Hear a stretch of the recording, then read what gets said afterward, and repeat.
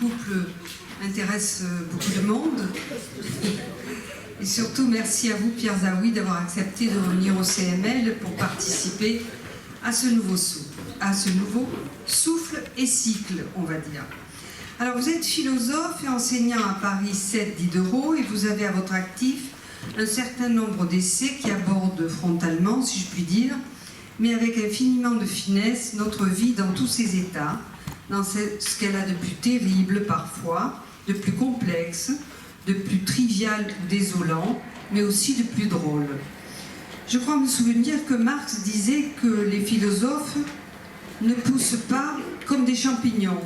C'est beaucoup plus compliqué que cela. Ils héritent des philosophes qui les ont précédés, mais ils dépendent aussi des conditions sociales, matérielles, politiques du temps présent. En somme, du terreau dans lequel ils poussent. Or, les liens sociaux sont bien le lieu d'un grand chambardement, et la maison n'est pas à l'abri de la révolution. Et donc, la famille et le couple qui nous intéressent ce soir. Alors, cher Pierre Zaoui, vous le regardez, ce couple de face et de profil, et je vous avoue que cette formule est très intrigante. Merci pour votre attention.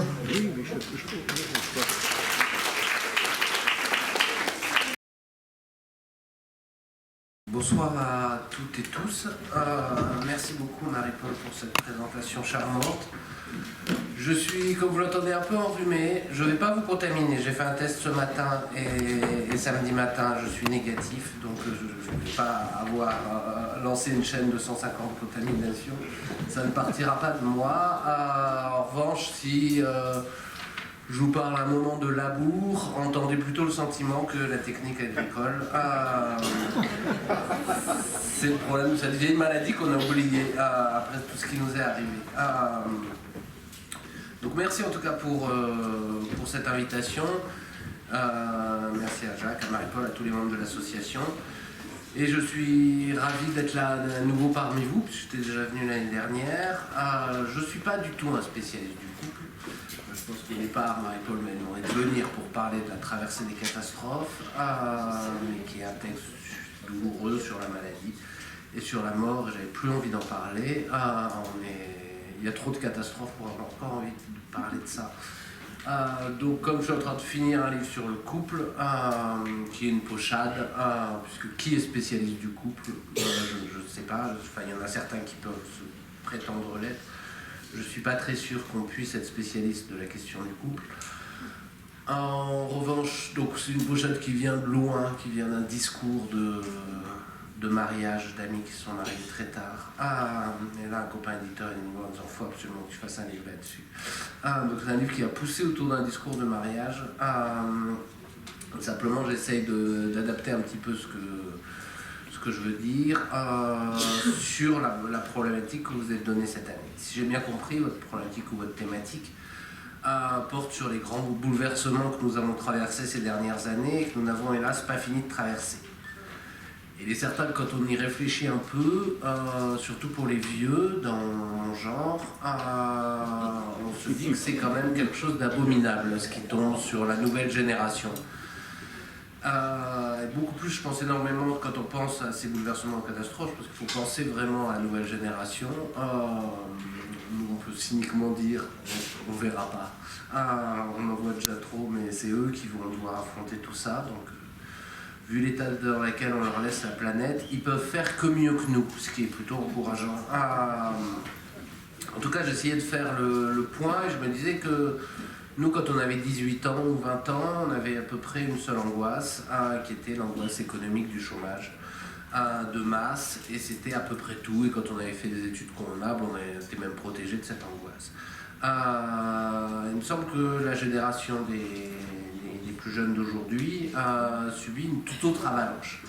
Il y a encore l'angoisse économique qui persiste sous des formes de précariat, même pour des gens diplômés. Et qui peuvent conduire à la faim. On a eu pendant le Covid des étudiants qui ont eu faim, notamment pendant le premier confinement, quand ils avaient fermé les crousses et les cantines. À cela s'ajoutait bien évidemment, et en un sens la pire de toutes, l'angoisse écologique et climatique, qui ne va aller qu'en empirant, mais bon, j'imagine que d'autres personnes viendront vous déprimer encore plus avec cette question-là. Vous y ajoutez encore l'angoisse terroriste depuis le 11 septembre et puis les attentats de 2015 ou de Nice pour la France. On peut y ajouter à l'angoisse politique de la montée des extrêmes droites partout, de l'Italie au Brésil, aux États-Unis. Qu'est-ce qui va se passer mercredi? Le monde entier. Faire trembler le monde entier par le vote des paysans de l'Arkansas, bon, c'est le génie américain, mais on va quand même trembler un petit peu. Et avec ça, vous ajoutez encore évidemment l'angoisse sanitaire due à la crise du Covid qui n'est pas complètement passée. Et surtout qu'on nous annonce qu'elle reviendra sous d'autres formes. Et encore l'angoisse des guerres et des tensions qui explosent partout dans le monde. Une amie faisait un documentaire radiophonique pour Les Pieds sur Terre où elle décrivait son voyage au Mali il y avait 20 ans. J'ai eu subitement le sentiment que le monde s'était considérablement rétréci. Le nombre de pays où on ne peut plus aller aujourd'hui, de l'Ukraine, du Mali, de la Syrie, il y a 30 ans je crois à peu près. Je visitais l'usine à savon d'Alep. Bon, vous ne visiterez plus l'usine à savon d'Alep. Le monde s'est considérablement plus rétréci à cause du nombre de guerres qui a explosé. Jusqu'à, vous avez entendu la formule de Joe Biden nous parlant du risque d'apocalypse nucléaire. Bon, il manquait plus que ça, on a envie de dire, pour ajouter à ça. Donc voilà, il y a cette cascade quand même d'angoisse. Là, avec l'apocalypse nucléaire, on vous donne l'angoisse de nos grands-parents, ceux qui ont connu la crise des missiles de Cuba, ou de nos parents. Je crois qu'ils ont connu l'angoisse de l'apocalypse nucléaire. Nous, on ne l'a pas connue. Vous la connaissez à nouveau avec tout le reste. Donc, soit on vous dit bon courage et surtout bonne chance, soit on peut essayer de chercher quelques éléments pour essayer de penser ensemble.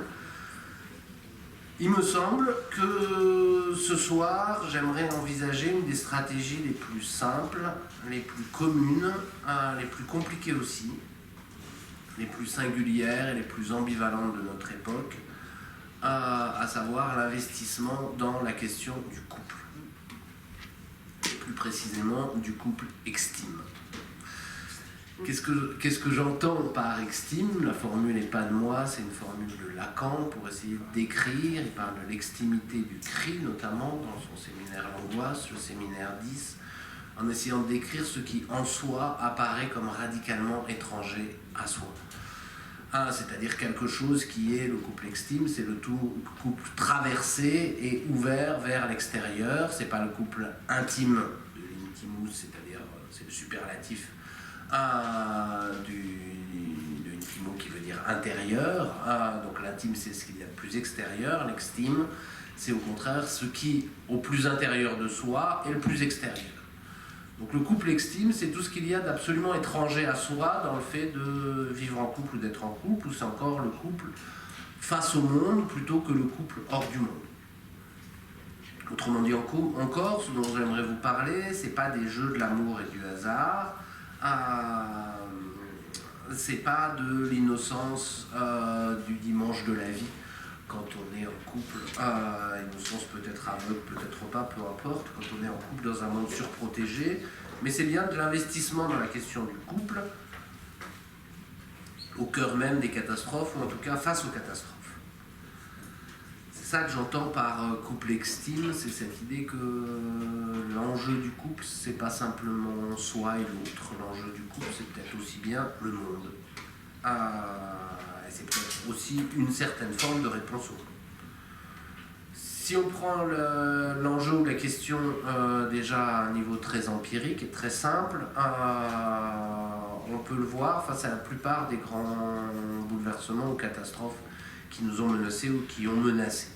On a pu le voir évidemment lors des 2 confinements face à l'épidémie de Covid, où ce fut en un certain sens la fête des couples, ou au moins l'ordalie des couples. L'ordalie c'est le jugement de Dieu, puisque certains n'ont pas survécu au confinement. Mais dans tous les cas, autrement c'était la fête, surtout dans les couples de la bourgeoisie. Là il aurait fallu hiérarchiser le niveau de violence des confinements. Couple avec maison et grand jardin, seul sans enfants, couple avec enfants, couple avec nombreux enfants dans l'appartement sans balcon au cœur des centres-villes. Là, on n'a pas tous été confinés de la même manière. En tous les cas, c'est certain que ça a été... et beaucoup ont mis ça en scène, en vidéo, en partage, la question des couples, bien davantage que celle des familles nombreuses ou des célibataires, qui, me semble-t-il, ont vécu beaucoup plus mal les confinements et beaucoup plus univoquement dans le mal. Qu'est-ce qu'on s'est fait chier avec papa et maman, globalement. Mais on peut le voir encore, donc pour le confinement, je crois que c'est évident. On peut le voir encore pendant le procès des attentats parisiens en 2015, qui s'est tenu pendant 9 mois à Paris l'année dernière, où les comptes rendus étaient souvent extrêmement poignants. Et il m'a semblé quand même, entre tous les témoignages, ceux de couples déchirés par le malheur, notamment quand l'un avait succombé au Bataclan et l'autre avait survécu, quand les deux étaient au Bataclan et l'un était mort et pas l'autre, tranché sans conteste en termes d'effroi et d'intrigue, je dis ça un peu cyniquement, sur tous les autres témoignages. On peut le voir encore, alors dans une autre perspective, avec le réchauffement climatique, quand la décision de décrocher du consumérisme et de passer à la frugalité heureuse se fait bien plus souvent en couple que seul ou en groupe. Et on peut le voir encore avec la guerre en Ukraine. C'est un peu tiré par les cheveux, mais pas tant que ça, à mon sens, quand un journal comme Le Monde est parvenu à donner un accès particulièrement émouvant à ce conflit, grâce au journal Les 2 heures, Olga et Sacha, l'une qui vit à Paris et l'autre qui vit à Kiev, et qui communiquaient depuis le début du conflit. Leur journal intime est extrêmement émouvant. Et ça donnait une humanité qu'il était difficile de saisir sur le blog de Michel Coya ou des experts géopolitiques. Donc au passage, si je parle là du journal intime et de la correspondance de Sacha et Olga, vous comprenez que j'entends couple ici au sens le plus large, que j'inclus aussi bien les couples d'amants que les couples amicaux, les couples sororaux, les couples fraternels, voire les couples filiaux, puisqu'il me semble, ça c'est très saisissant aussi dans le Bataclan, qu'une mère ou un père peut faire couple avec son fils ou sa fille dans certaines conditions. Laissons de côté évidemment les questions d'inceste. Je parle pas de ça. Ça veut dire qu'elle n'existe pas, mais je parle pas de ça ici. Donc aussi bien les couples amicaux que les couples d'amants et que les couples de passage ou de compagnonnage. Bouvard et Pécuchet, Laurel et Hardy, Vladimir et Estragon, Mercier et Camier, etc. Tous ces couples qui, au fond, sont davantage des couples d'errance ou de voyage que des couples d'amants ou d'amitié. Donc, si on devait le dire en anglais, on dirait donc que j'entends par couple aussi bien les love couples, quand le ciment du couple c'est la sexualité, que les friendship couples, quand le ciment du couple c'est la bienveillance réciproque, suivant la définition aristotélicienne de l'amitié, et qui peut valoir aussi bien entre les époux qu'entre le maître et l'esclave, nous dit Aristote. Quand Aristote parle d'esclaves, il ne faut pas entendre les esclaves d'aujourd'hui. L'esclave dans l'Athènes classique, c'était... Dans les mines, c'était atroce, mais dans l'Athènes classique, c'était pas si violent. Je crois que c'était beaucoup moins violent d'être esclave à Athènes que d'être prolétaire en Europe au XIXe siècle. Donc, et puis encore, les companionship couples, là je reprends un terme de Beckett, quand le ciment du couple, c'est justement cette quête, cette errance, ce voyage. Donc je parle de tous ces couples à la fois, et il me semble qu'il y a une centralité, dès qu'on parle de catastrophe, pour essayer de l'aborder avec la question du couple. On pourrait presque souligner cette persistance du couple à travers la révolution féministe en cours depuis MeToo, au sens où le couple hétéropatriarcal ou cisgenre est très attaqué, où il est souvent conseillé aux femmes de coucher ensemble pour ne plus coucher avec l'oppresseur, mais où la structure du couple en elle-même n'est pas attaquée du tout. Au contraire même, il me semble que toute la révolution MeToo semble, qu'avec la révolution MeToo,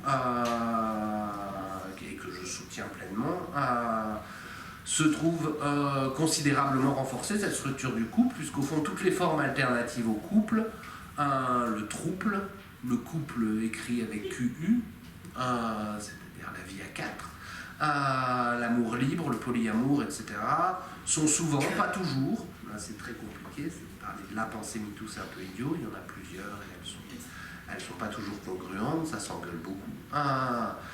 Elles sont généralement rabattues vers les expériences dépassées et prédatrices de la révolution sexuelle. Dans tous les cas, il me semble donc bien que, au moins après ce très rapide et très court panorama, que les bouleversements du jour ont une incidence importante sur cette question moderne du couple. On pourrait peut-être en voir le symptôme le plus frappant dans la transformation des représentations, des histoires, des fictions que l'on se raconte sur nous-mêmes face, encore une fois, aux catastrophes d'aujourd'hui. Car de manière certes évidemment très grossière, on pourrait dire au moins ceci. Nos manières anciennes de faire face aux grands événements, et quand je dis anciens, ça veut dire des Grecs classiques jusqu'au milieu du XXe siècle, nos manières anciennes de faire face aux grands événements qui nous tombaient dessus, que ces manières soient épiques, tragiques ou comiques, reposaient avant tout, me semble-t-il, sur une dialectique, et il ne me semble pas qu'à moi, je reprends un peu des propos notamment de Jean-Pierre Vernant, sur une dialectique entre d'un côté la nation, la famille ou le clan, donc il y a des clans, les Argiens, les Troyens, les Atrides, les Nabacides, etc. Et de l'autre, l'ordre collectif, représenté souvent par le cœur, la cité sans division ou la paix entre les nations. Et on avait là un héros tragique déchiré entre ces deux instances et donc voué à la solitude. Solitude d'Oedipe, solitude d'Antigone, solitude de Médée, etc. Alors certes, à cette époque, dès cette époque, il y avait bien des couples ça remonte à Adam et Ève, donc c'est assez vieux. Il y avait déjà des couples dans toutes ces histoires, il y avait des couples idéaux, des couples très beaux, Hector et Andromaque, Achille et Patrocle, Priam et Cube, etc., comme des couples totalement dysfonctionnels, comme on en connaît plein aujourd'hui, Agamemnon et Clytemnestre, Médée et Jason, et puis le plus dysfonctionnel de tous, évidemment, puisque c'est à cause de lui que tout cela est parti, Ménélas et Hélène. Mais l'essentiel dans toutes ces histoires, puisque je vous parle ici des histoires, c'est que ça ne se jouait pas avec les couples. La question première et dernière, dans l'épopée comme dans la tragédie, c'était la question de l'ordre dans la cité. Il fallait que cet ordre prévale toujours sur le destin des individus. Et puis la question corollaire mais secondaire de la survie ou non de la famille. La famille peut disparaître complètement. À la fin d'Antigone, tous les Labacides sont exterminés, ils meurent tous, merci Créon. Ou ils peuvent s'en sortir, une tragédie chez les Grecs, ça finit pas nécessairement mal, ça peut y avoir des tragédies qui finissent bien. Les Atrides, ils s'en sortent, Oreste et Gracié, les Irénices de Vienne, les Euménides, c'est-à-dire les bienveillantes, et on peut imaginer une suite à la famille dans la cité. Donc la famille d'un côté, la cité de l'autre, ou le bien commun, et entre les deux, le couple c'est juste un élément de décor, c'est pas un élément déterminant, c'est pas une cause, et c'est pas un problème central. Preuve, Hélène et Paris n'apparaissent qu'allusivement et 3 fois dans toute l'Iliade. C'est pas l'enjeu de l'Iliade de nous parler de la question d'Hélène et Paris. Hélène apparaît un peu plus dans les Troyennes, d'Euripide, mais c'est tout. Au contraire, me semble-t-il, dans nos représentations modernes, et qu'elles soient littéraires, cinématographiques ou en art contemporain, le moteur et le nœud de l'intrigue me semble résider bien moins dans l'ordre politique à restaurer, ou dans l'ordre de la famille, dans la loi du clan à sauver ou à appliquer, que dans le destin d'un ou de plusieurs couples. Et là, encore une fois, on parle du couple extime, donc je ne vous parle même pas de l'avalanche de livres et de films intimistes sur le couple, de temps en temps nous égaye et la plupart du temps nous accable depuis Claude Sauté. Et avant, pour les plus jeunes, ça ne vous parle pas. J'aimais bien Claude Sauté, mais enfin, on ne peut pas construire sa vie d'aujourd'hui sur César et Rosalie, je pense que c'est pas possible. Donc je vous parle des productions qui tentent au contraire, justement, face aux catastrophes du jour, de construire leur mode de représentation. Et il me semble que ça n'a pas été très souvent souligné, non pas sur ce conflit cité-famille, ou loi du clan, ou loi des dieux, loi des hommes, ou loi civique, pour parler comme Hegel, mais sur justement l'enjeu de couple. J'aimerais vous prendre que 4 exemples. Alors, je ne sais pas si ça parlera aux plus jeunes, j'essaie d'en prendre un pour vous, ça vous parle. Le premier, c'est 2 films. Un que j'ai trouvé pas mal et l'autre un peu ridicule face aux surrections du réchauffement climatique que Roland Emmerich avait fait dans les années 2000. Le premier s'appelait The Day After, il était assez amusant.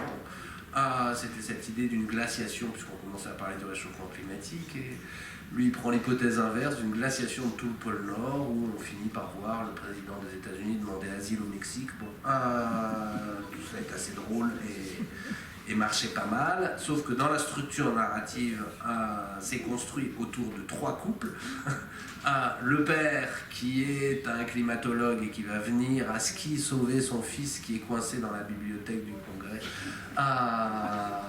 Non, ils sont pas à Washington, c'est à New York, qui est coincé dans la bibliothèque municipale de New York. Le fils qui est avec sa copine dans la bibliothèque municipale de New York, et la mère qui est médecin et qui n'a pas voulu partir, qui est restée avec sa jeune patiente cancéreuse dans l'hôpital, tout au nord, quand le froid arrive. Et au fond, ce que fait là Roland Emmerich, c'est quand même nous dire le seul moyen aujourd'hui pour faire comprendre une catastrophe, ça ne concerne plus les familles, ça ne concerne plus la communauté publique, où Rousseau dirait l'amour universel du genre humain, ça concerne des couples. Et c'est à travers le destin de couple qu'on peut penser et essayer de faire passer la question du monde.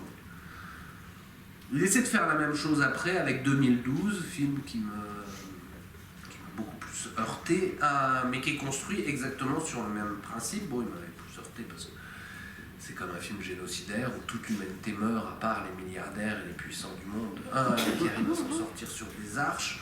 Mais enfin, quand même, pour sauver son film et sa bonne conscience de gauche, il y a un gentil couple qui va affubler même de 2 migrants, parce que pour faire bien, qui va arriver à se glisser dans le bateau après moult péripéties, et donc le couple est sauvé, nous sommes contents. Bon, toute l'humanité a disparu, mais ça c'est un problème un peu secondaire, parce qu'au fond, la question qui passe, et c'est l'un des enjeux, c'est de nous faire passer le destin d'un couple avant le destin de l'humanité.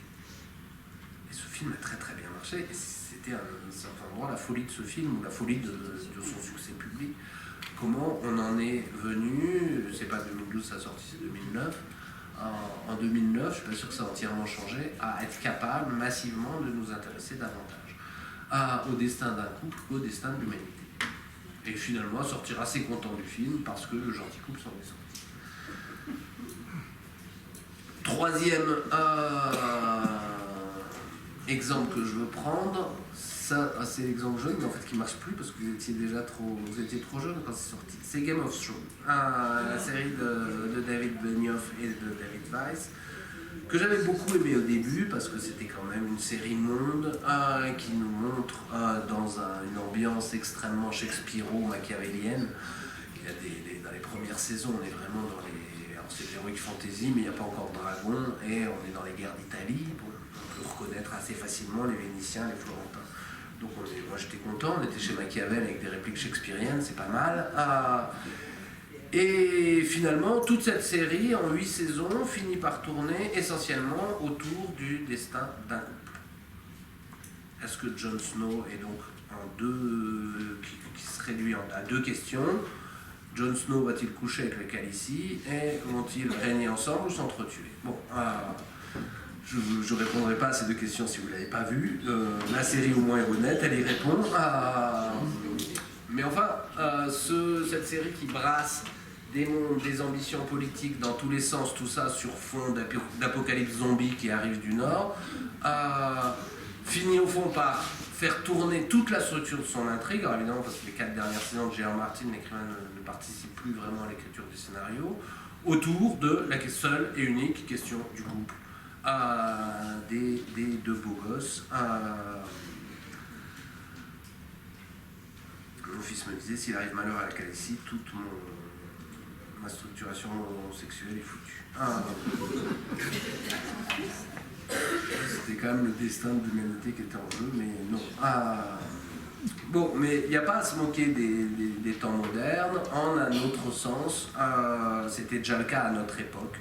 Si vous vous souvenez, parmi les plus anciens, pour la première trilogie de Star Wars, au fond, à la fin des fins, la vraie question, c'est pas de savoir s'ils allaient triompher de l'étoile de la mort, mais si la princesse Leia allait plutôt choisir Harrison Ford ou cette tarte de Luke Skywalker.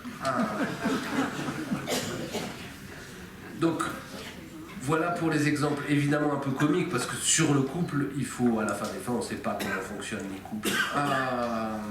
Celle qui résume le mieux, je crois, le fond de la philosophie du couple, c'est ma belle-sœur. Ne juge pas trop vite, tu n'es pas le drap du dessous.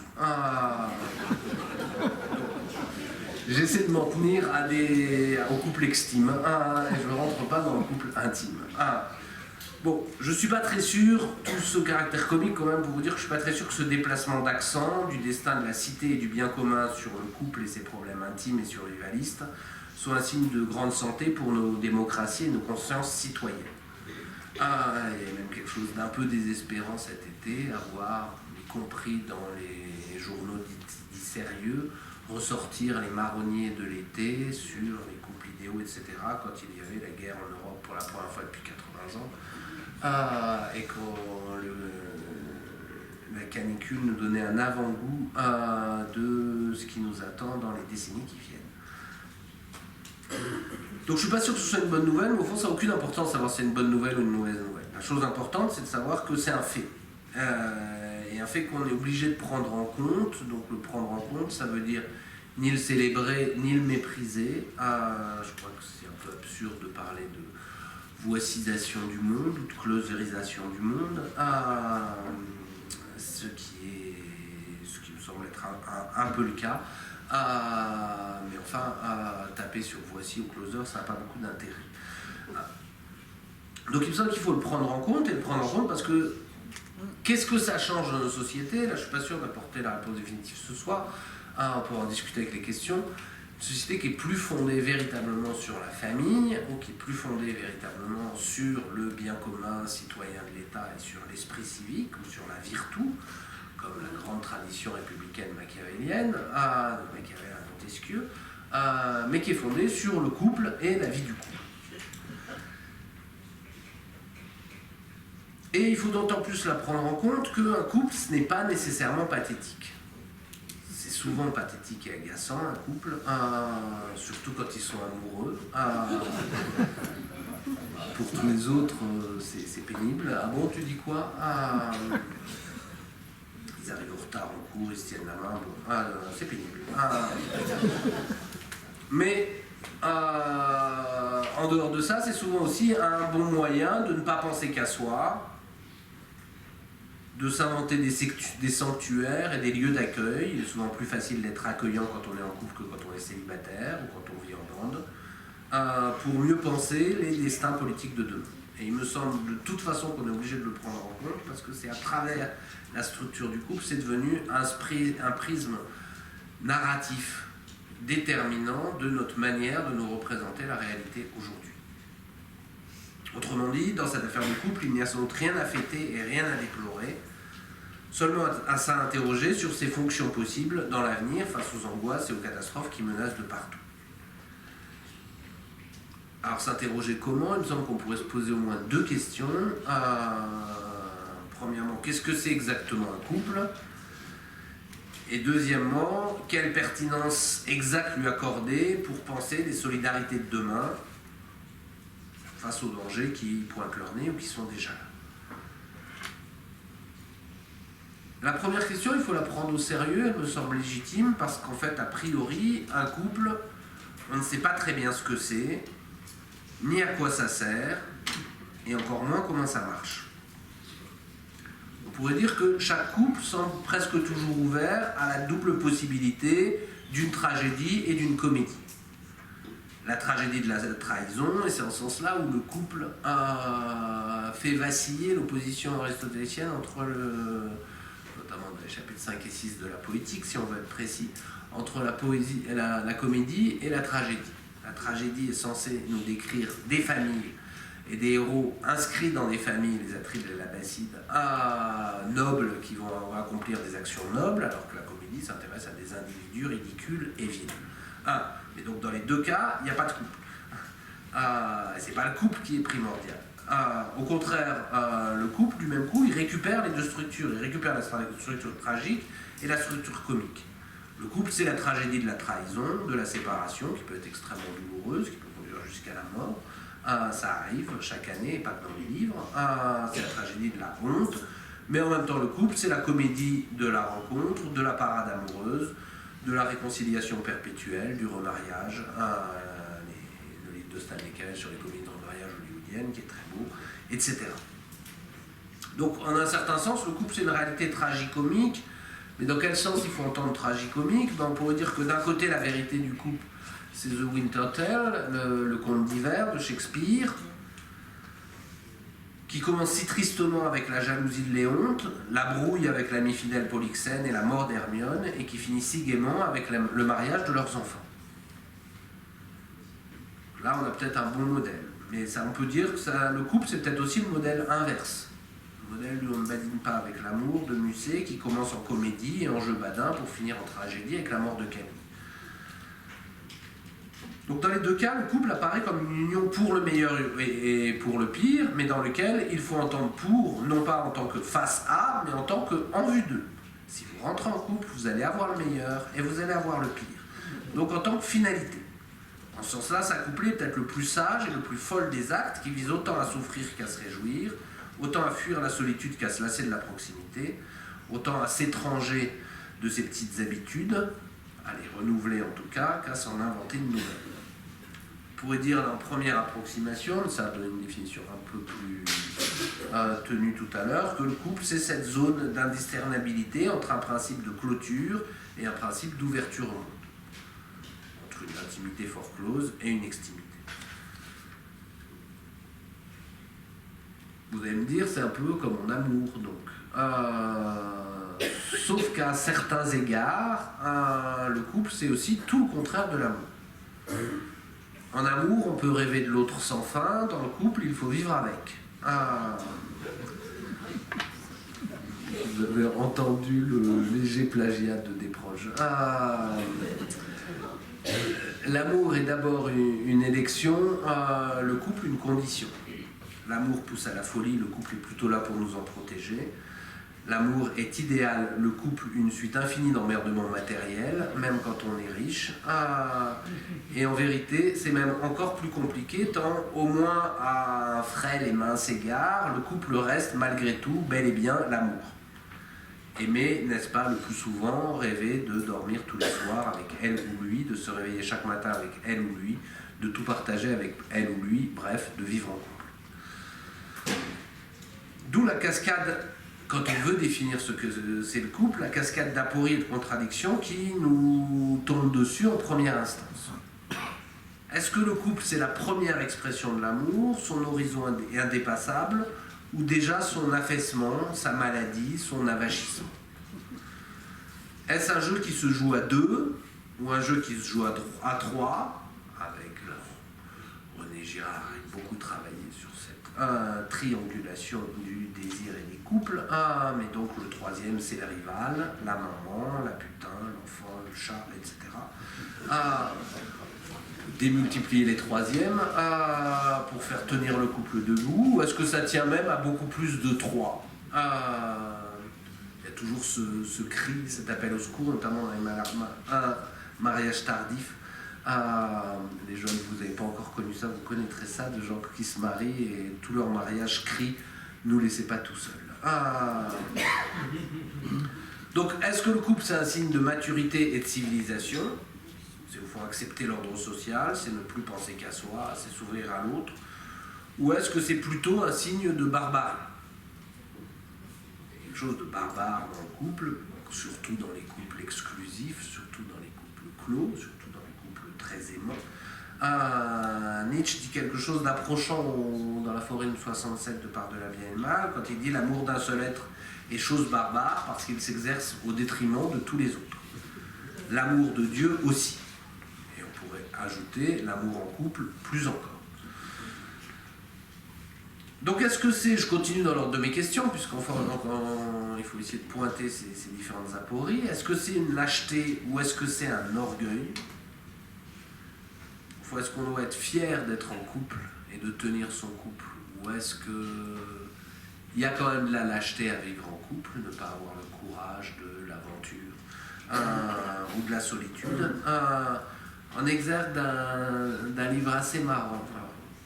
Je vous lisais hier soir, parce que je venais faire une conférence là-dessus, qui s'appelle L'étrange façon de vivre, d'un écrivain espagnol qui s'appelle Enrique Villamatas, où il décrit l'histoire d'un écrivain qui a une femme et une maîtresse, et qui va faire une conférence à laquelle assistent et sa femme et sa maîtresse. Il a comme défi d'être assez convaincant pour garder les deux. Mais Enrique Villamatas a écrit en exergue, cet exergue qui est assez bien, il dit: en amour, il y a deux sortes de constance. L'une vient de la lâcheté, de notre peur de la solitude et de l'aventure, l'autre de ce que nous enorgueillissons d'être constants. D'où cette idée, au fond, que c'est à la fois cette zone d'indiscernabilité entre l'orgueil et la lâcheté. C'est pas très bien. Et ceux qui jugent trop vite, dans le couple, il faut toujours s'abstenir de juger le plus longtemps possible. C'est très difficile d'y répondre très vite. On peut poursuivre l'ordre des questions. On pourrait dire avec Spinoza, s'il y a des spinozistes dans la salle, et je m'en réjouis, on pourrait dire avec lui, est-ce qu'au fond, se mettre en couple, c'est une nouvelle puissance? C'est avec deux corps, composer deux corps pour n'en former plus qu'un, et de produire ainsi, de manière très matérialiste, une puissance 2 fois plus grande?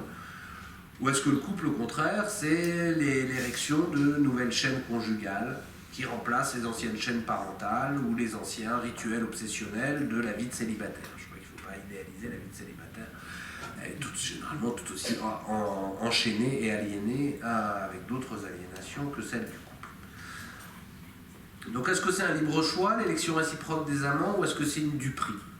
Est-ce qu'on se fait arnaquer dans le couple? C'est ce que raconte Schopenhauer depuis la métaphysique de l'amour, une arnaque de l'espèce qui nous oblige à avoir une vie de servage épouvantable pour que l'espèce se reproduise, une arnaque de nos gènes, on dirait avec des scientifiques plus récents, une arnaque de nos déterminations sociales, une arnaque de nos déterminations inconscientes, etc.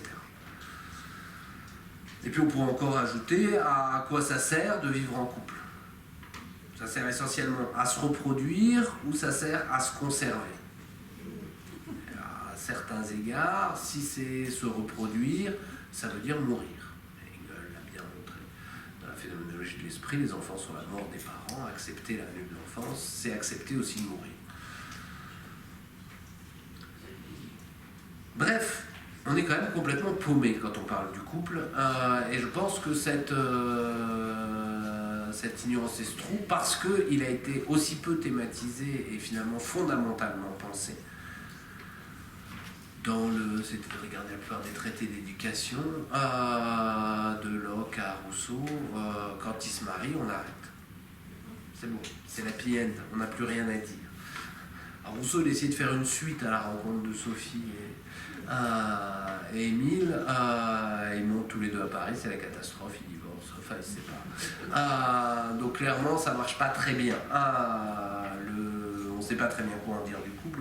Au fond, on est très pauvre philosophiquement, beaucoup dans la littérature, beaucoup dans le cinéma. On est très très pauvre en philosophie pour penser ça. Je pense qu'un certain nombre de raisons, c'est qu'on n'a jamais pensé le couple comme le fondement de la société. Une famille, un clan, une dynastie, ou même une meute, on savait à peu près ce que c'était. Une famille, c'est une institution politique, c'est l'affirmation d'une puissance. On savait à quoi ça servait, à assurer la pérennité d'un groupe à travers ces deux grandes exigences anthropologiques, à savoir l'axe de l'alliance et l'axe de la filiation. Donc l'élargissement de ces forces horizontalement par l'exogamie dans l'alliance et verticalement par la transmission lignagère. Donc une famille, on sait ce que c'est. Une famille au sens large. Je ne crois pas que la famille mononucléaire soit une famille. Une mononucléaire, c'est un couple avec enfant, qui est très très éloigné des enjeux d'une famille. Si vous n'êtes pas convaincu, revoyez Le Parrain, avec un couple mononucléaire n'est pas une famille, et Al Pacino l'apprend assez vite, à ses dépens. Plus encore, Diane Keaton. Mais un couple est bien plus étrange que cette famille. Puisqu'un couple, c'est comme si ce processus presque naturel d'agrégation sociale semblait s'être arrêté à mi-parcours. Un couple, c'est certes la reconnaissance de cette vérité anthropologico-politique qui remonte aux textes grecs les plus anciens comme à l'Ancien Testament, que l'homme n'est pas fait pour vivre seul, qu'il est encore moins fait pour vivre seul dans les jungles immenses, qu'il ne peut même pas y survivre. Imaginez qu'on nous jette dans la jungle zaïroise aujourd'hui tout seul, je donne pas cher de notre peau en quelques jours. Mais c'est aussi bien sa négation, donc d'un côté c'est la reconnaissance de ce mouvement nécessaire d'agrégation sociale, de cet être politique, comme disait Aristote, qu'est l'homme, et qui ne doit pas vivre seul, il n'y a que les bêtes et les dieux qui doivent vivre seuls, on doit vivre en société, mais en même temps c'est un mouvement qui s'arrête presque dès le départ, puisqu'on ne s'allie, on ne se reproduit parfois qu'à deux, sans instituer jamais cette alliance, cette filiation, donc sans vraiment faire société ou communauté. Le couple de ce point de vue-là, c'est un étrange demi-vouloir, c'est un étrange état stable, loin de l'équilibre.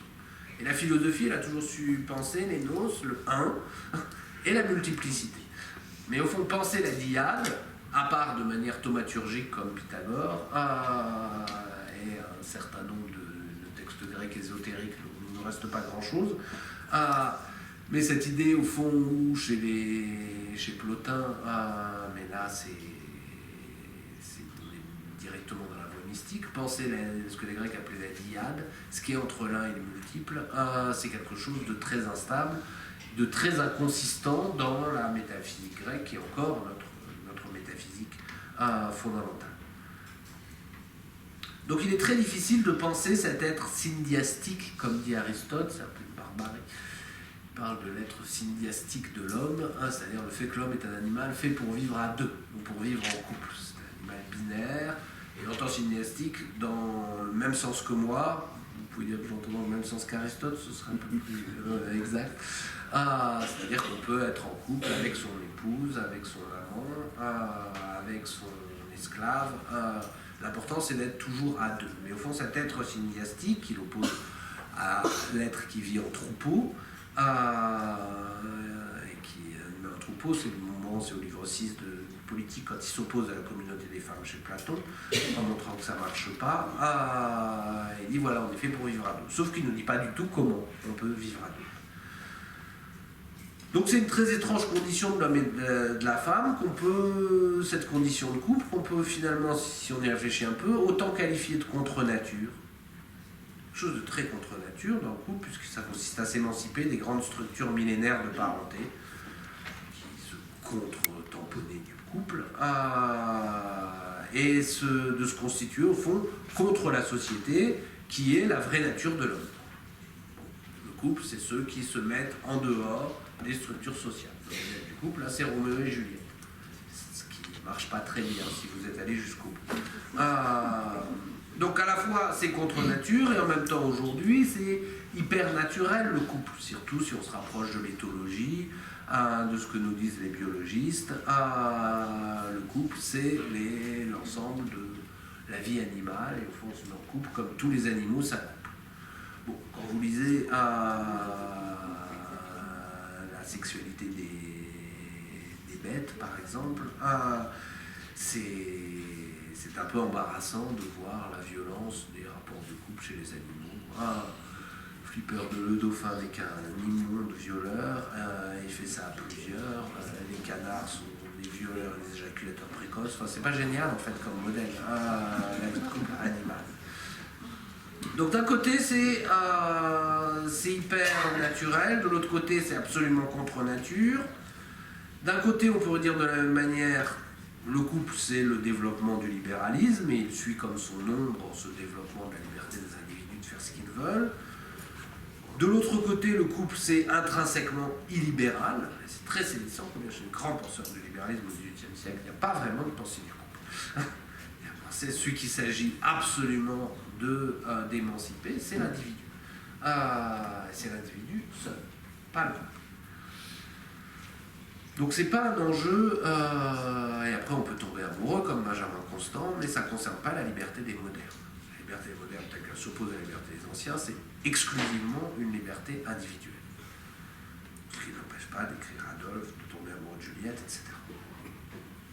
Donc le couple c'est illibéral, le couple c'est au fond immédiatement la servitude ou l'asservissement de l'individu libre que veut promettre je parle du libéralisme politique et historique du XVIIIe et du début du XIXe siècle ici. On pourrait dire encore, le couple c'est hyper normatif. C'est hyper normatif et c'est hyper normé. C'est fou comme on aime normer le couple, qu'on a envie de savoir, qu'on sait comment les couples doivent être. Ça a mis dans la rue des millions de personnes il y a quelques années à propos du mariage pour tous. Et au fond, il y a toujours eu une volonté très forte de normer le couple et qui est absolument présente, même dans les couples censément être émancipés. Vivre en couple, c'est vivre en se donnant et en se surdonnant un nombre de normes, surtout aujourd'hui, considérables. Avec tout, l'écologie, etc. Je pense que les couples aujourd'hui sont infiniment plus normés et à mains égards à bon droit qu'ils ne l'étaient il y a 30 ou 40 ans. Donc d'un côté c'est hyper normatif, de l'autre côté c'est hyponormatif. Il y a 1001 couples différents. Il y a des couples fidèles, il y a des couples infidèles, il y a des couples fusionnels, il y a des couples à distance, il y a des couples homogènes, il y a des couples hétérogènes, il y a des couples harmonieux, échangistes, conformistes, excentriques, affreux, épouvantables, il y a des Thénardier, il y a des époux Verdurin, il y a des choses atroces sur cette terre. Donc le couple c'est tout, c'est au fond l'homme tout entier. Donc vous êtes déçus, hein, on ne trouve pas vraiment de définition. Donc donnant une définition minimale et un peu négative, on pourrait dire que le couple entre l'un et la multiplicité, comme entre la famille et la société, un couple est un état stable loin de l'équilibre, bon, c'est une formule qu'on trouve en biologie moléculaire, un état à la fois terriblement normé et très peu normé, donc par essence un état dysfonctionnel, mais qui tient debout grâce à ses propres dysfonctions.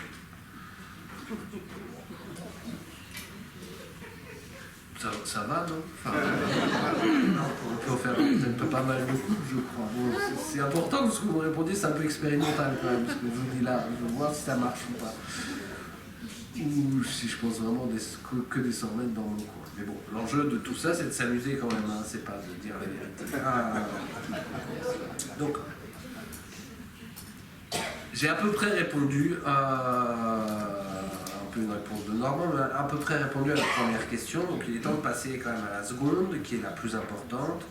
C'est est-ce qu'on peut, au fond, fonder une société autour de cette réalité du couple, et non plus de la famille, de l'individu, du bien commun ou de l'État. Et est-ce que c'est une bonne idée ? Cette idée, au fond, qu'il faut absolument repenser la question du couple pour repenser tous les enjeux politiques qui nous menacent aujourd'hui. J'aimerais vous répondre non, c'est une mauvaise idée. J'aimerais vous défendre que c'est une mauvaise idée parce qu'il me semble que toutes les réponses qu'on peut y apporter, qu'autant y apporter spontanément, ne marchent pas très bien. Celle qui marche le mieux, à mon avis, mais qui donne le moins envie, ce serait celle qu'on peut tirer de la lecture de Gary Becker, qui est un économiste néolibéral de l'école de Chicago, qui a notamment écrit Treatise on the Family. Il n'a jamais été traduit en français, c'est un texte qui date du début des années 90, qui est un texte extrêmement intéressant pour penser le couple moderne, puisqu'au fond, sa thèse, c'est l'un des éléments qui n'est jamais souligné par les penseurs du néolibéralisme, à ma connaissance en tout cas, mais sa thèse consiste à montrer que le néolibéralisme, c'est d'abord et prioritairement une révolution dans la famille. Et que, entre les structures d'ancien régime, qui sont des structures familiales ou familialistes, et la structure du libéralisme traditionnel, qui est la structure de l'individu libre et sans attache, le néolibéralisme, lui, il arrive à penser le couple. Et il arrive à penser le couple parce qu'au fond, le couple, c'est quoi, nous dit Gary Becker? Le couple, c'est une mini-firme. Le couple, c'est une mini-firme qu'on peut absolument analyser économiquement. Et ça veut dire quoi, une mini-firme? Mais je crois qu'il a empiriquement et descriptivement raison, énormément de couples fonctionnent comme ça. Ça veut dire une firme qui cherche à optimiser ses avantages en termes de compagnie, de plaisir, de réduction des frais de plaisir sexuel, etc. Et à minimiser les coûts de logement, de transport, d'alimentation, etc. Donc c'est une loi d'optimisation et de minimisation qui fait que, au fond, le néolibéralisme prend en compte que face à la nouvelle violence économique qu'il produit, notamment les formes de précarisation, on ne peut plus penser, au fond, il ne peut plus faire la promesse de promouvoir un individuel libre, mais il peut promouvoir des couples libres. Un économiste vous dirait, le problème de la pauvreté en France, c'est le divorce. C'est la séparation des couples, en tout cas pour les classes moyennes. Comment paupériser les classes moyennes produisait du divorce. Donc de ce point de vue-là, on peut penser aussi, là au-delà de Gary Becker, ou plus proche de nous aujourd'hui, à cette marchandisation de l'amour. On parle tout le temps du problème de la marchandisation du sexe ou de la pornographie. On parle des réseaux sur Internet de prostitution, on parle de la pornographie, de YouPorn et autres. Au fond, ce qui se développe bien plus que ça, c'est quand même la marchandisation de l'amour qui, sur de tous les réseaux, d'anciennement Tinder, Grindr, etc. aujourd'hui, qui au fond sont parfaitement adéquats à l'offre néolibérale, c'est-à-dire avec catalogue, choix, détermination subjective et choix réciproque. Donc de ce point de vue-là, le couple moderne, si on suit cette thèse qu'au fond, voilà, le couple est devenu central parce que c'est le néolibéralisme qui l'a rendu central, on peut dire que ce serait un retour. Donc quelle solidarité du couple face au bouleversement, c'est notre question fondamentale. Les solidarités, il faut revenir au sens premier de solidarité. Solidarité, c'est pas un terme qui vient de la classe ouvrière, solidarité c'est un terme qui vient du droit maritime. Au XVIIIe siècle, c'est les bateaux transatlantiques qui font des investissements solidaires, si l'un coule, l'autre ne coule pas. Ceux qui ont inventé, je suis désolé pour les révolutionnaires dans la salle, ceux qui ont inventé la solidarité, c'est pas les révolutionnaires, c'est les capitalistes. Et les premiers, les vrais, ceux qui faisaient le commerce transatlantique. Donc il faut revenir à ce sens originel, et au fond la solidarité du couple, c'est une solidarité contre la société. Ce qui est vrai là-dedans, c'est le schéma néolibéral, c'est le schéma que défend Gary Becker, le schéma de Thatcherien, la société n'existe pas. Sauf que Thatcher disait qu'il n'existe que des individus, Becker dit non, il n'existe au fond que des couples. Parce que les individus libres, ils meurent sur le marché. Il ne peut exister fondamentalement que des couples qui transactionnent avec d'autres couples. Je la trouve assez forte descriptivement et absolument dégoûtante, moralement, politiquement. Elle n'apportait absolument rien, cette solution, au problème actuel, sinon à poursuivre la philosophie du après-moi le déluge par rapport au réchauffement climatique, aux guerres extérieures et à tous les vrais drames du monde. La seconde solution, je vais très vite, mais après on pourra en discuter. La seconde solution, c'est au fond de dire c'est la science qui nous l'a appris.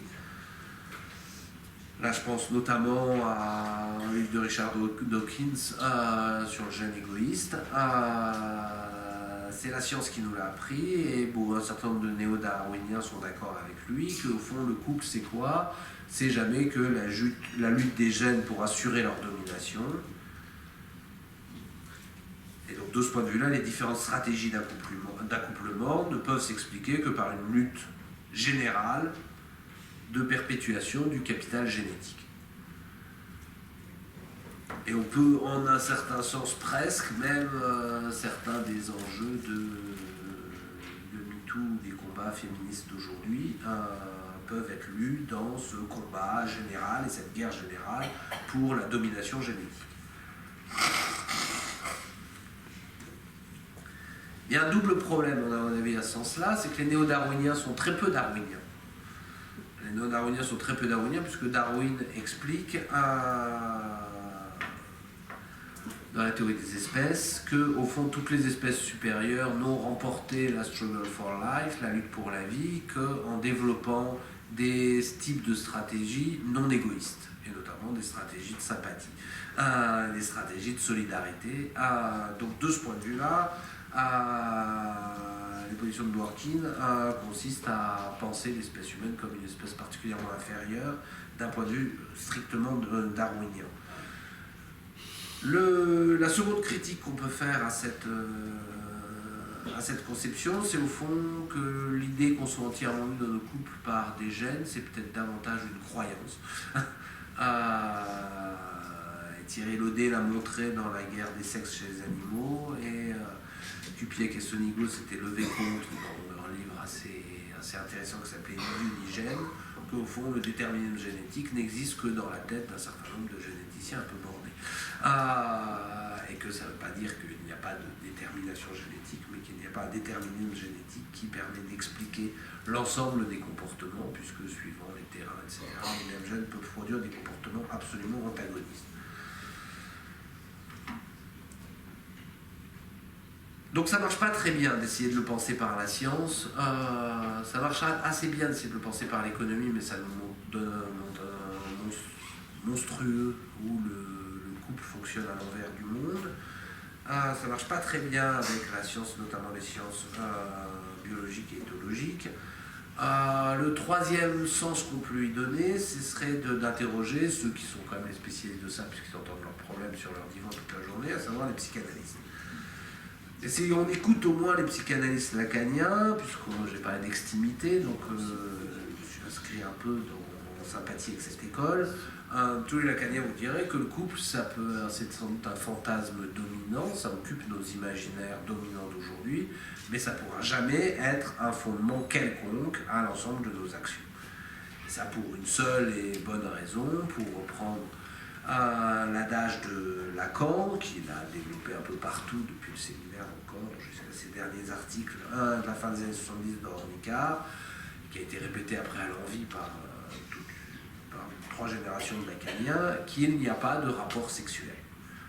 Au-delà de la provocation, et du côté Lewis Carroll, de la formule de Lacan, qui est quand même assez amusante de dire il n'y a pas de rapport sexuel, 10 ans après, même pas 5 ans après mai 68.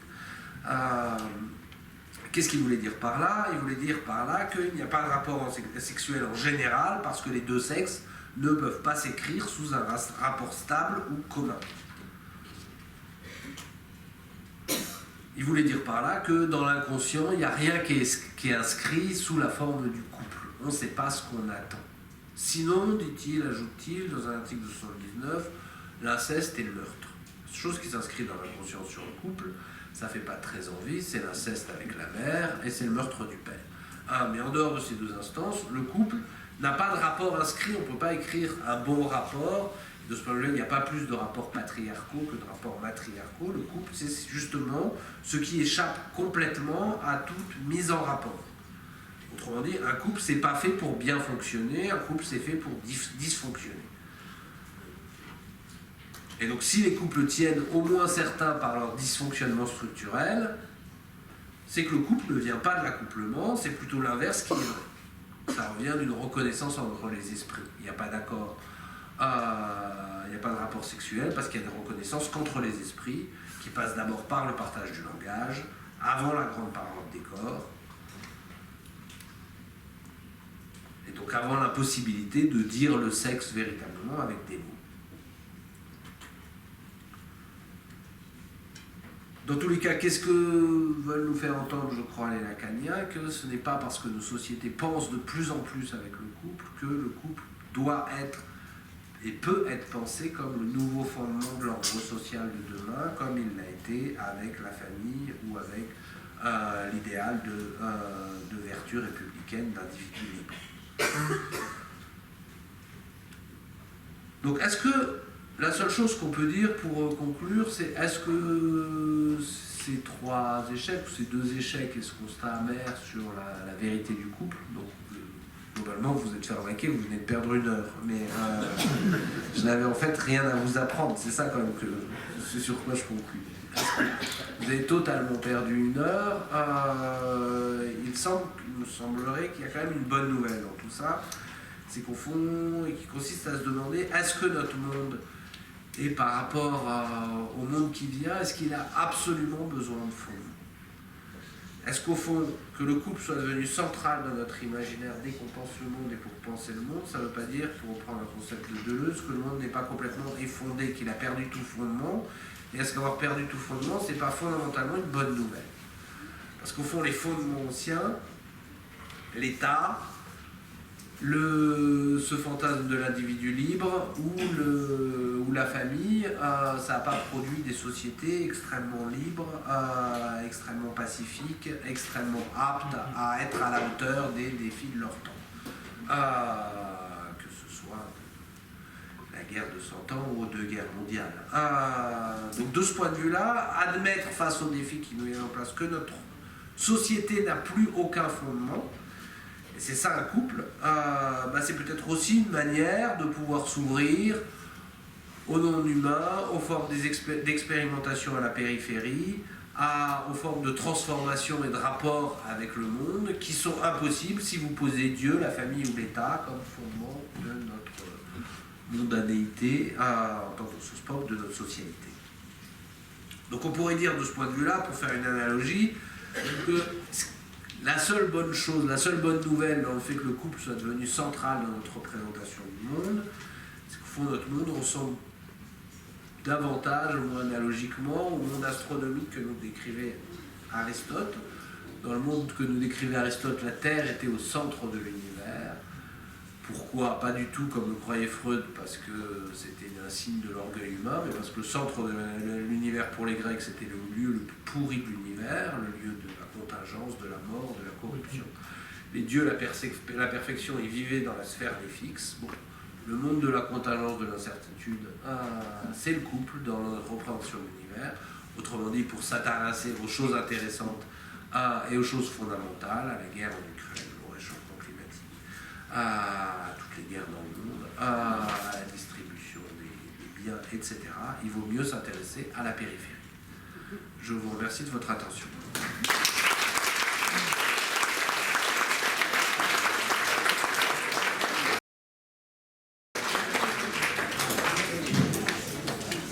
Ça marche.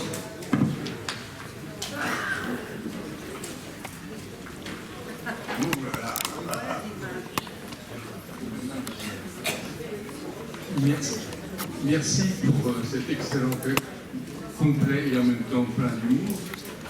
Mais j'ai lu il y a un bouquin de Luc Ferry sur l'amour qui faisait montrer que la construction du couple était liée à l'industrialisation, parce que au 19e, la France était rurale et l'industrie montant, les travailleurs allaient loin de chez eux et se formaient un couple, et in fine, ce couple ne serait-ce pas un individualisme forcené où chaque morceau du couple a l'impression de pouvoir choisir son partenaire, et donc le couple devient d'une certaine manière, un peu paradoxalement, le triomphe de l'individu.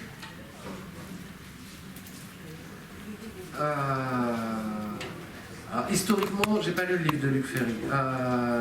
Historiquement, je ne suis pas historien, c'est évidemment une question très compliquée. Ça joue, mais ça joue dans les deux sens, je crois.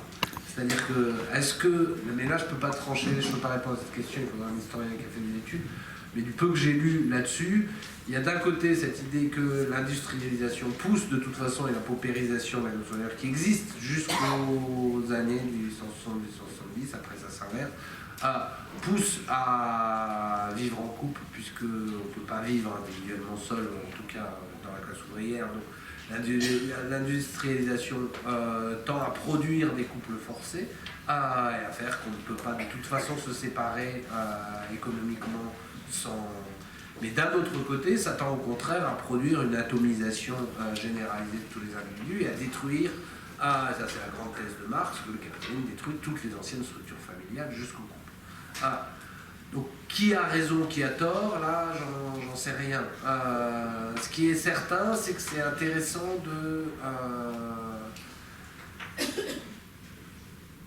de penser par rapport au modèle de l'individualisme, c'est-à-dire de l'homo economicus, de l'individu économique, rationnel et purement égoïste. Si on raisonne sur les formes de constitution du couple, et quand le couple existe, il y a une forme de déplacement. C'est-à-dire que l'individu peut être, et il me semble, de ce point de vue-là, on décrirait mieux le couple avec la... Donc c'est un arrêt du principe d'égoïsme, mais un cran plus loin. Il me semble qu'il y a, notamment dans un certain type d'individualisme et d'égoïsme contemporain, le couple peut jouer une fonction de légitimation beaucoup plus grande. Je peux me permettre d'être absolument égoïste, et ça je vous dis ça assez intuitivement, après j'en sais rien, mais je peux me permettre d'être terriblement égoïste parce que je suis très généreux avec ma femme et mes enfants. Et au sein du couple, c'est-à-dire que c'est pousser un rayon de plus et faire que je ne suis pas du tout un monstre, j'ai beaucoup de sympathie. Parce que justement, le couple, et de ce point de vue-là, le couple protège, offre une gante, donc fait monde, et c'est là où le couple fait monde et fait immonde, parce qu'au fond, il sort le couple du monde, et c'est lui-même qui, en tant que couple, vient se jeter, se vendre sur le marché. Après ça, vous avez, s'il y a un certain nombre de sociologues qui travaillent sur le marché des rencontres et la marchandisation de l'amour, et là, le peu que j'ai lu d'eux, ça irait totalement dans l'autre sens. C'est-à-dire, c'est quand même des individus libres qui échangent sur un marché. Et ma thèse tient plus sur cette question-là, en tout cas. Donc, je crois que dans la réalité sociologique, vous avez raison. Mais j'en sais rien. Je suis pas sociologue, pas plus. Je pensais les nazis, il y avait certains couples de nazis qui étaient des couples exemplaires. Il marche pas. Bon. Je pensais à l'histoire du couple, des couples qui pouvaient être exemplaires dans la vie de couple et dans la vie de famille, et qui pouvaient être des monstres en dehors de ça. Je veux dire, c'est pas du tout... Oui, vous pensez à Eichmann, qui était un très par bon père de exemple, famille. oui, ça laisse un peu pantois. Oui. Merci pour votre analyse du couple dans notre société actuelle. C'est très intéressant.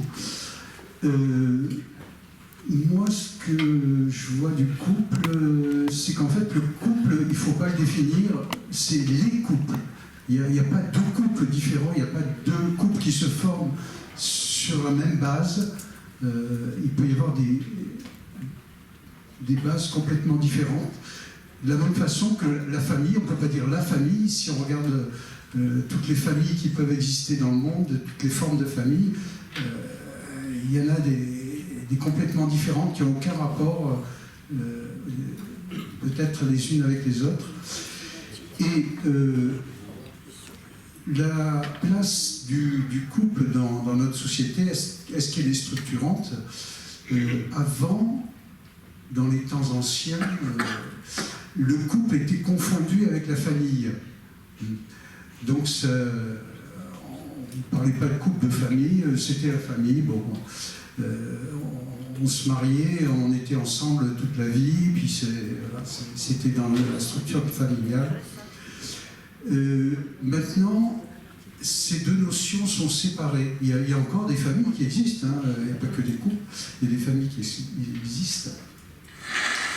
Et si le couple existe, c'est qu'il a une raison d'être et il structure aussi la société, puisque d'une certaine façon, par exemple le Pax reconnaît le couple, quelle que soit la forme du couple d'ailleurs, qu'il soit homosexuel, hétérosexuel, qu'il soit même entre parents.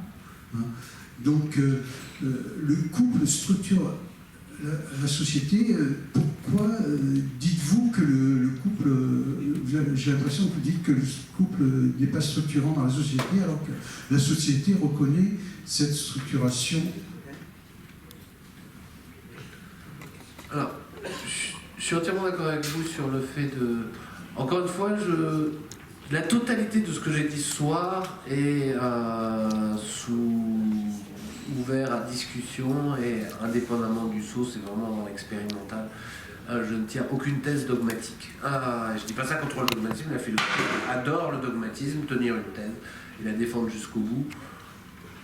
J'essaie d'avancer un peu des propos sur une réalité effectivement qui est extrêmement fluide et qui nous échappe. Il me semble que ce que j'ai voulu essayer de montrer, c'est que vous avez raison sur les couples, beaucoup plus que sur les familles, parce que sur les familles de Lévi-Strauss à Françoise Héritier, il y a quand même un certain nombre de structures élémentaires qui se retrouvent dans les grandes familles, des règles d'exogamie, des règles d'échange qu'on peut retrouver dans des sociétés aussi différentes que les sociétés d'Asie, de Polynésie, d'Amérique, etc. Donc il me semble que quand même les familles ont une structure, c'est là où le structuralisme a été le plus performant, ça marche bien pour les échanges entre familles, où effectivement il n'y a plus aucun couple dans la famille, puisque de toute façon on s'échange, et que les individus n'ont pas le choix de se choisir, ils sont pris dans des lois de forme d'échange qui vont bien au-delà d'eux.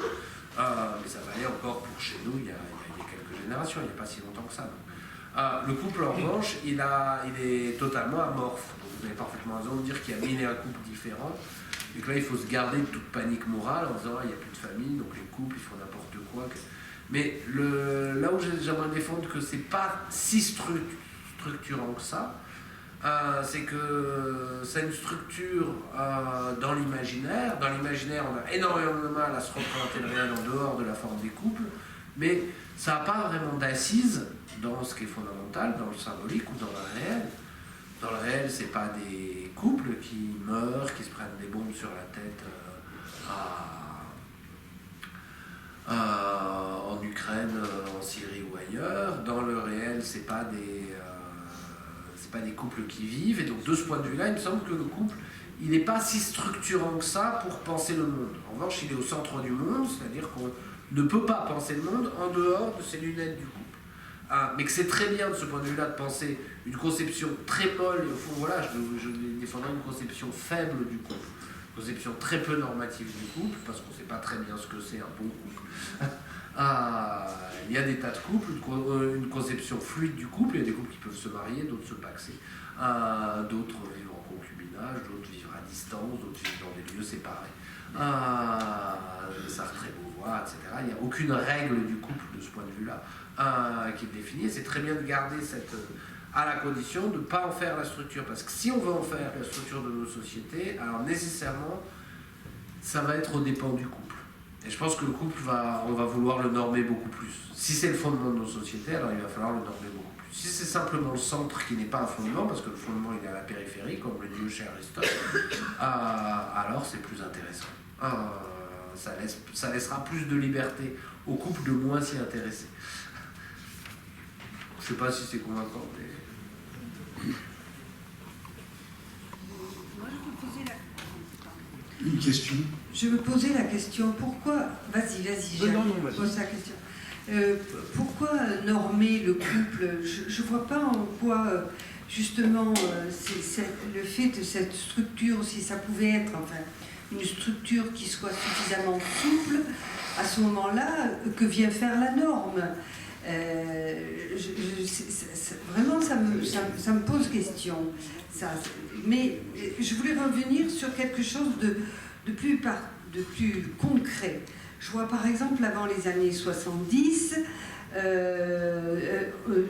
les couples se mariaient, il y avait un contrat de mariage, ou il n'y en avait pas, en tout cas il y avait un engagement, qui était un engagement tacite, mais cet engagement, la plupart du temps, il n'était pas remis en question. Il était là, comme gravé dans le marbre, une fois pour toutes. Mais le problème, c'est le problème quand ça s'installe dans une société patriarcale, et que les femmes passaient de l'autorité du père à l'autorité du mari, et que cet engagement n'engageait pas la discussion, n'engageait pas la parole.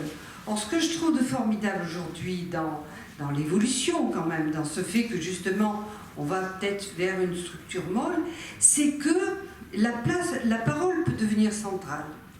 Il me semble qu'on pourrait gagner là en démocratie et dire voilà, s'il n'y a pas d'engagement, il n'y a pas de contrat, mais nous allons le bâtir Eh bien oui, mais nous allons le bâtir et nous allons le construire comme par exemple, ou le réparer sans arrêt comme on répare une vieille voiture ou qui n'arrête pas d'avoir des problèmes mécaniques, etc.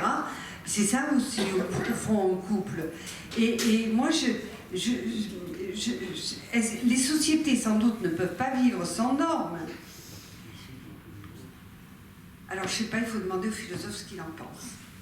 Mais le philosophe, le prof de philo, les philosophes, il n'y en a quand même pas beaucoup par siècle. Le prof de philo, il vous répondrait, vous avez archi raison. Enfin, pour moi, c'est ce que j'ai défendu à la fin. Pour moi, le couple, c'est un être de parole.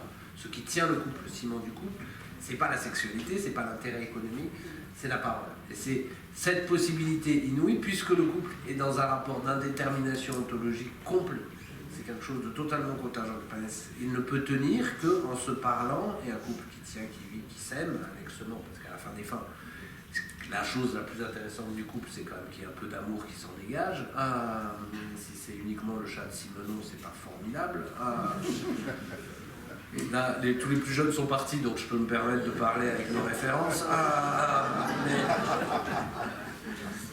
Parce que là, je pense que le chat, Dieu soit loué, ils ne connaissent pas. Alors, ça m'a mis une angoisse, ce film épouvantable. Je crois que c'était le but de Simenon, et après, je ne sais plus qui l'a adapté à la télévision. Peu importe. Mais de ce point de vue-là, il faut qu'il y ait cet élément de la parole. Il faut qu'il y ait cet élément de la parole, et c'est cet élément de la parole qui tient le couple. L'un des plus beaux passages, là-dessus, c'est quand la parole entre Albertine dans La prisonnière, entre Albertine et le narrateur se dégrade et tombe dans le petit mot glissé sous la porte. Bon, quand un couple en est réduit au petit mot glissé sous la porte ou au petit mot qu'on se laisse pour faire les courses parce qu'il y en a un qui part avant au travail, le couple est mort. Et que ce qui est très très bien, c'est que ça suppose cette parole. Pour que la parole de toute chose soit possible, ça suppose un accord d'ignorance universel sur la totalité de ce qui fait couple. C'est-à-dire que personne ne doit pouvoir prétendre qu'il sait où est le bien. Je pense que le pire ennemi du couple, c'est le bien. C'est-à-dire que personne ne doit savoir quel est le bien du couple, ni en matière de sexualité, d'argent, de maison, pour que tout puisse se parler, se négocier. Oui. C'est ça qui me semble, là si on est dans la positivité du couple, c'est ça qui me semble un couple vivant. Oui, et en même temps, pardon, ouais. Et en même temps, moi je ne cesse de me dire que dans un couple, chacun ignore qui est l'autre, jusqu'au bout, finalement. Et moi je trouve ça assez formidable, je veux dire, je sais pas, de dire qu'on a toujours des choses à découvrir, mais qu'au fond, ma foi, je sais pas, moi, qui est l'autre, celui avec lequel je vis, je sais pas. Deleuze dit on ne peut aimer l'autre qu'avec ses espaces inconnus. Un jour vous réduisez les espaces inconnus de l'autre, vous réduisez l'amour, peut-être que vous allez ensemble. Une dernière question, est-ce que vous pensez que Biden et Trump forment un couple de parole? Un couple infernal comme le diable et le bon Dieu, même si je ne pense pas que Biden soit le bon Dieu, je pense un peu plus que Trump soit le diable. Mais non, pour moi, ils ne forment pas un couple parce que c'est là l'une des formes assez terribles de ce qui se passe en ce moment là. Si on veut parler des élections, pendant un certain temps, les républicains et les démocrates ont formé un couple. Avec un couple, il y avait des accords, ils étaient capables de s'entendre sur... C'est ça la démocratie, c'est être capable de s'accorder sur ces désaccords. Et que là, il y a une forme de désaccord absolument radicale, c'est-à-dire le couple.